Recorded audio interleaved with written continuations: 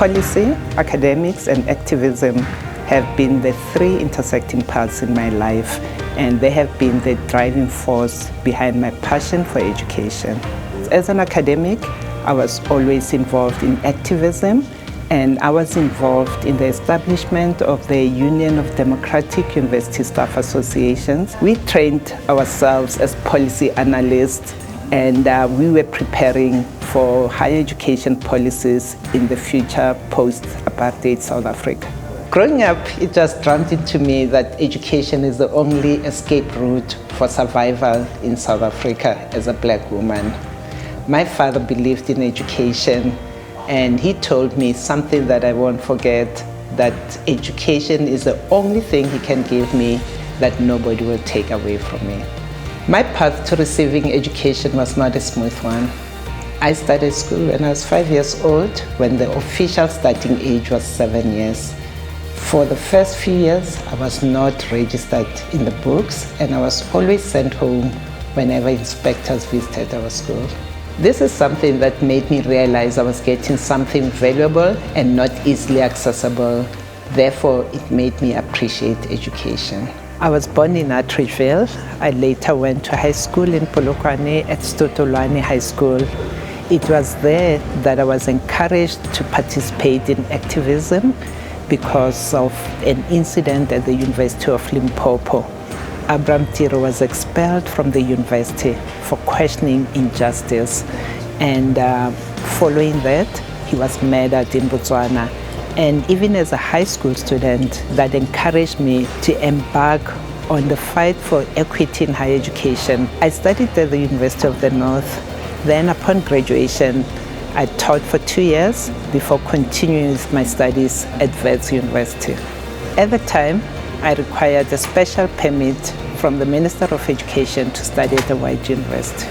I exploited a loophole in the law that allowed black students to study at a white university if the black university didn't offer the degree. Then, on a Fulbright scholarship, I pursued a doctoral degree at the University of Wisconsin in educational instruction. During my years in academia, I continued to engage in activism.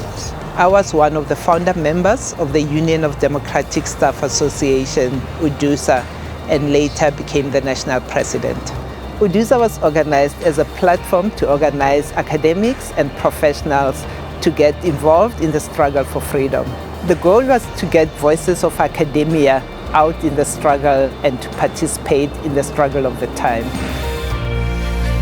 Changing education was not on the agenda at the beginning, but became a project with time as we started thinking about the future policies for higher education.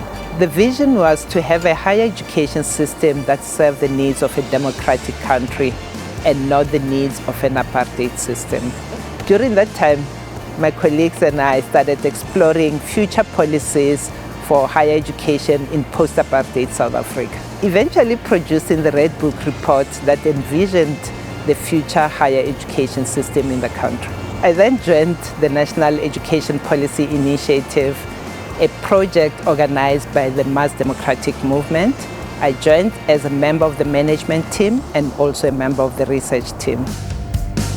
After stepping down as president of UDUSA, I joined the Center for Education Policy Development as a policy analyst.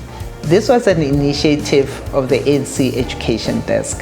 In 1994, I joined the transition management team to the Department of Education, where I spearheaded the establishment of the National Commission on Higher Education.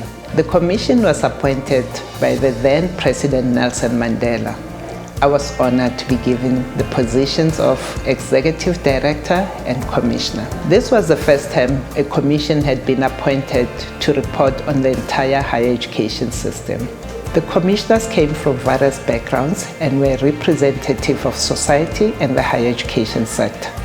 As a commission, we had to come to a common understanding of the vision for higher education and the rules of engagement with our broader society.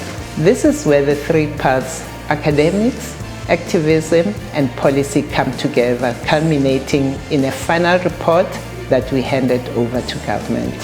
I then returned to the Department of Education, where I served as a special advisor for Minister Bengu and again as a special advisor to Minister Naledi Pandor. I then returned to New York University, returning to academia to become a professor and director of the higher education program. There's a lot of untapped talent in the schools. There are many learners looking for role models who will smooth the path to success in life. I'm encouraged to see the many young leaders taking the initiative to support learners in the schools and helping them make it through life. I'm committed to working collaboratively with them to help learners gain access into higher education.